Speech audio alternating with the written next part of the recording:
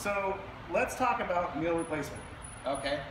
This is I don't have to eat anymore. I can just have this, right? This is it. You know, you just take a couple scoops, three that's times all a day. day? Yeah, you don't, guys. You don't even need to eat meals. Just this is it. You're good to go. So what is a meal No, replacement? just kidding. Because we All hear right, that a okay. lot. I mean, Yeah.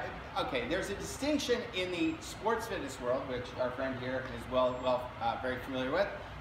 You have protein powders, and then you have meal replacements. Historically, meal replacements had a lot of maltodextrin, a lot of carbohydrate. Maltodextrin is a corn-based carbohydrate, basically, that's supposed to give you a slower burn, and then you got the protein. Well, now we know that creates an insulin problem in the body, so you don't really want all those carbohydrates. Carbohydrates largely have become the enemy over the last 5-10 years.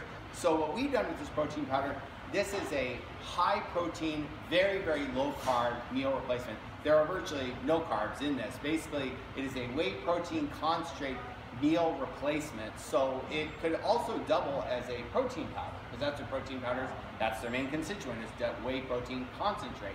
Then we sweeten it with something called ributocide A, which comes from stevia. Stevia sometimes has a little bit of a saccharin flavor to it, and so these kind of products, it's all about flavor profile. So the ributocide A, they've actually isolated some of the more sweet components in the stevia and gotten rid of some of the bitter, so you get just a better flavor profile.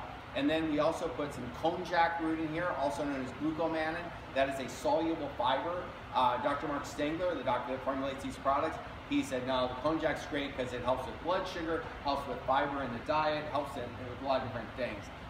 So theoretically speaking then, because people are going to ask this all the time, if I want to take that for breakfast and lunch and then have a dinner, is that okay to do that? I mean, am I getting enough nutrients? Because I think when people think meal replacement, there's some questions. Right. Well, here's the thing. This meal replacement, I would say, I would shoot for 1 meal a day. This is 150 calories per serving. So if you did 3 meals a day, you're only getting 450 calories a day. That's not going to give you a lot of energy.